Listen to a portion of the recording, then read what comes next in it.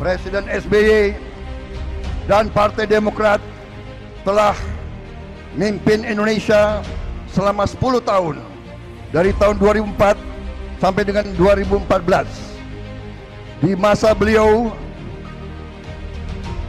bangsa Indonesia berhasil mencapai hasil-hasil yang sangat kritis. Waduh, takut digebuki lagi. Gabung Prabowo, kini SBY puja-puji Jokowi. Kemarin aja nyinyir terus. Takut kena lempar HP ya, Pep. Halo, dengar suara JJ kembali di channel Redaksi Jurnal. Banyak yang bertanya, ini Pak Jokowi apa-apa Pak Luhut. Begitu, itu suara di luar. Kalau saya tidak kaget, seorang presiden, saya pernah menjadi presiden juga, pasti mencari seseorang yang cakap dan bisa melaksanakan tugas. Tidak mungkin menugasi seseorang yang nggak yakin dan ragu. Because trust dari Pak Jokowi terhadap Pak Luhut, menurut saya itulah modal. Dan saya harus mengatakan dengan jujur seperti itu. Memang kita berbeda politik, Pak Luhut di pemerintahan, kami di luar, sedang di luar, tapi tidak boleh menghalang-halangi saya untuk berkata jujur dan menyampaikan hal-hal baik tentang Bapak Luhut Binsar Panjaitan. Keberhasilan Presiden SBY membuat fondasi yang kuat sehingga Presiden Joko Widodo sekarang dapat menghasilkan kelanjutan pembangunan bangsa, dan kita juga sekarang berhasil menurunkan angka kemiskinan absolut di bawah 10%. Kita berhasil sangat cepat mengatasinya. Saudara-saudara sekalian, keberhasilan ini harus kita lanjutkan dan akan kita lanjutkan insya Allah pada saat kita menerima mandat dari rakyat Indonesia. Itu yang bikin Gerindra dan Prabowo panik luar biasa. Beda dengan PDI Perjuangan. Mereka punya Jokowi, mereka punya Ganjar, punya Gibran, dan banyak kader-kader muda lainnya yang siap membawa nama partai. Line up-nya PDI Perjuangan ini yang sulit dikalahkan oleh banyak partai lain, apalagi oleh Gerindra yang hanya punya satu nama besar doang. Karena itu sebagai strategi kemenangan, mau nggak mau Prabowo harus bergantung pada Jokowi yang kader PDI Perjuangan. Kalau gagal, Prabowo harus bergantung pada Gibran yang juga kader PDI Perjuangan. Gagal lagi misalnya, nanti bisa-bisa bergantung pada Jan Etes yang lagi-lagi nanti adalah kader PDI Perjuangan. Yang mau adanya perpecahan. Dia buat supaya pendukungnya membenci Pak Jokowi. Hingga pikirannya sudah nggak rasional lagi. Contohnya aja, sampai sekarang masih ada loh yang percaya kalau Pak Jokowi itu PKI. Coba, itu narasi dari mana? Untung aja Pak Jokowi kuat dan sabar, jadi bisa mempertahankan persatuan. Dan gua menduga ada rencana Prabowo untuk menghancurkan Jokowi. Kenapa? Karena Jokowi itu sangat dicintai rakyatnya. Presiden ke-6 RI Susilo Bambang Yudhoyono mengaku tak kaget dengan Presiden Jokowi yang memberikan beberapa tugas tambahan ke Menko Marves Luhut Binsar Panjaitan. Menurut SBY, Luhut merupakan orang yang cakap dan mampu menjalankan tugas tersebut. Pujian SBY ini sepertinya ada yang aneh loh. Sepertinya SBY memuja-muji pemerintahan Jokowi karena disuruh Prabowo alias Om Wowo. Kemarin aja pas masih satu komplotan sama Anies, dikit-dikit hujat Jokowi, dikit-dikit serang Jokowi dengan cara yang begitu membabi buta. Sekarang kok nggak ada angin, nggak ada hujan, nggak ada petir dan salju, tiba-tiba puji-puji Jokowi, takut digebukin sama Om Wowo ya Pep. Karena dulu SBY pernah digebukin loh oleh Prabowo ketika masih sekolah di Akabri yang sekarang jadi Akmil. Shh, jangan bilang siapa-siapa. Bisa jadi sih seperti itu ya, karena kan LBP itu ada di kubu pemerintahan Jokowi dan juga mendukung Prabowo. SBY pun secara tidak langsung mengikuti cara mainnya Prabowo selaku capres dari Koalisi Indonesia Maju. ada beberapa penggal kata dan kalimat yang amat menyentuh. Cara terbaik untuk mengalahkan musuhmu adalah berteman dengannya. Itu yang dilakukan Prabowo sejauh ini jika saya lihat-lihat dari optik saya pribadi selaku pendukung Jokowi. Perpaduan yang sempurna antara Purnawirawan Jenderal Tentara Nasional Indonesia. Maka dari itu, harus mendukung dan memuji Jokowi sebagai bentuk loyalnya Pepo kepada Prabowo. Jika tidak, takutnya Pepo bakal digebuki lagi. Shh, jangan bilang siapa-siapa. Ingat, dalam demokrasi tidak ada musuh atau kawan selamanya. Yang ada cuma kepentingan selamanya. SBY ini bisa dibilang mantan yang kurang kerjaan sih. Dia masih tetap saja aktif bekerja meski nggak digaji. Adapun yang ia kerjakan adalah tidak lain tidak bukan untuk memuluskan karir politik sang anak. AHY sebenarnya sudah berada di jalan yang tepat, yaitu berkarir di militer. Terbukti saat jadi tentara, prestasinya cukup mentereng ya. Seperti ia mendapatkan penghargaan Bintang Adi Makayasa Trisakti Wiratama, dianugerahi Army Service Distinction Medal dari pimpinan Angkatan Bersenjata Lebanon karena menginisiasi program mobil pintar untuk mengurangi dampak trauma perang pada anak-anak. Tapi sayangnya, semua peluang itu sirna sudah setelah SBY menyuruh AHY untuk mengundurkan diri dari tentara untuk nyalon di Gubernur Jakarta dulu.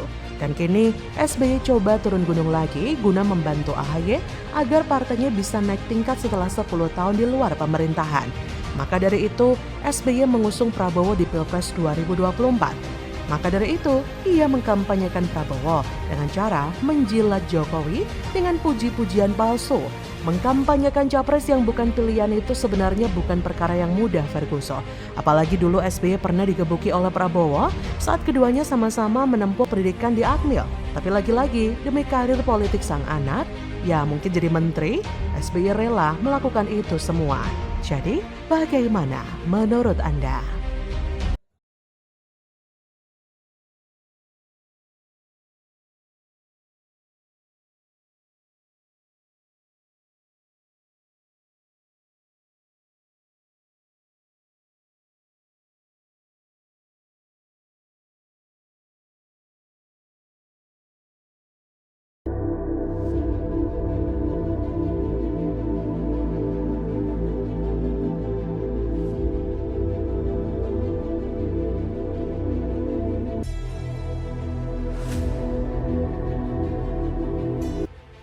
Pencitraan basinis. Buat SKCK, Anies diantar pakai motor, mana jet pribadimu? Pura-pura merakyat gitu toh. Puluhan wartawan sudah standby, drama murah nis. Halo, selamat datang di channel Redaksi Jurnal bersama JJ. Soal timnas pemenangan nanti pada waktunya akan diumumkan. Yang pernah bersama saya di Jakarta pasti tahu persis.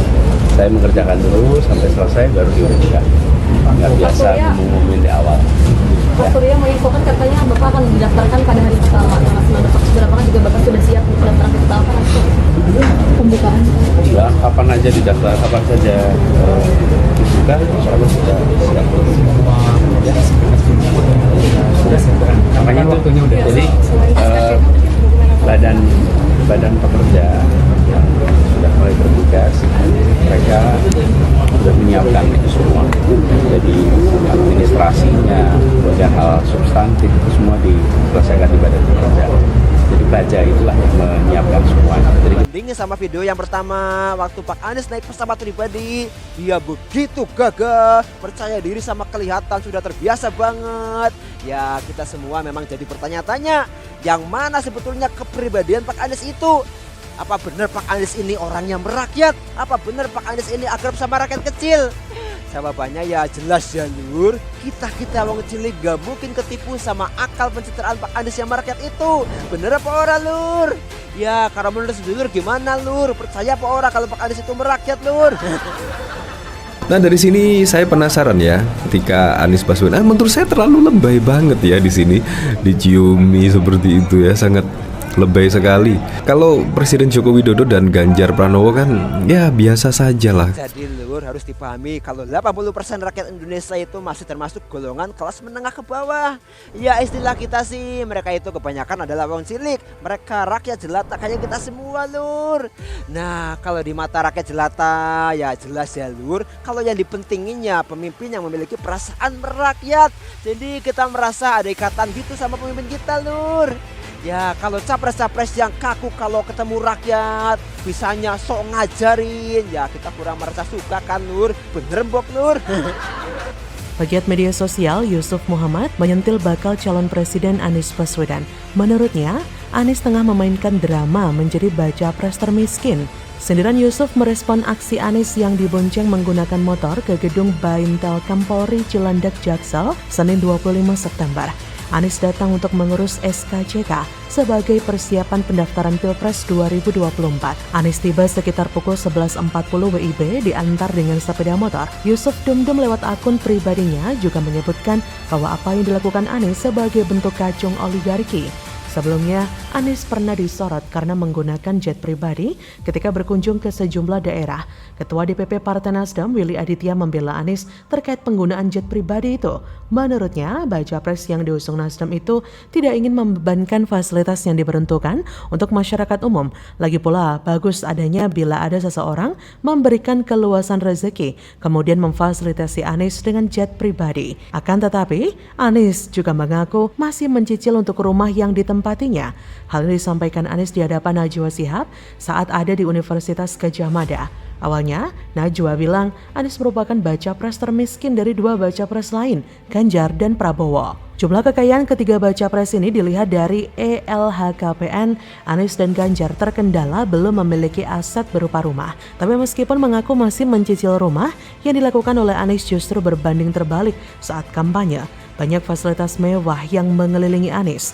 Lagian apa yang dilakukan Anies kelihatan banget settingan dan pencitraan. Banyak wartawan yang sudah standby loh nungguin Anies datang. Kalau nggak dikoordinasi sebelumnya ya mana mungkin. Ini rakyat dianggap kayak bego banget gitu apa gimana sih Nis? Lihat konten begini terus kemudian percaya ente itu down to earth. Kemana-mana naik motor. Apa kabar jet bohir pas keliling Indonesia kemarin dong? Rakyat nggak akan percaya Anies itu terlihat sederhana. Rakyat sudah cerdas kalau itu Anies memang dekat dengan Bohir Kacung.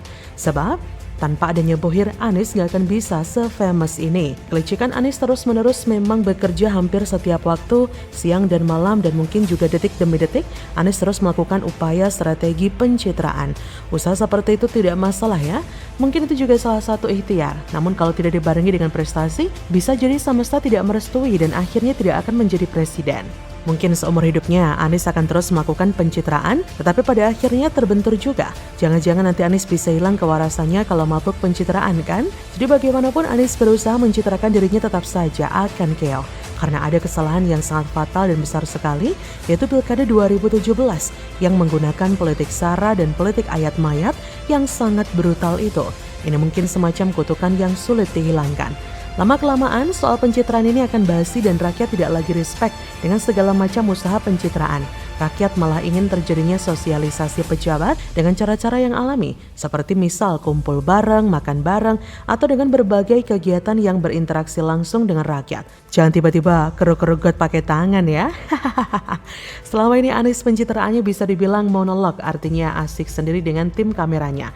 Misal dia ada di Arab Saudi, ya tak henti-hentinya mencitrakan dirinya sebagai orang yang sangat penting sehingga harus dijaga oleh para askar di sana. Beda halnya dengan Ganjar yang sering melakukan interaksi dengan banyak warga. Bahkan olahraga pun Ganjar menyapa warga dan berdialog seperti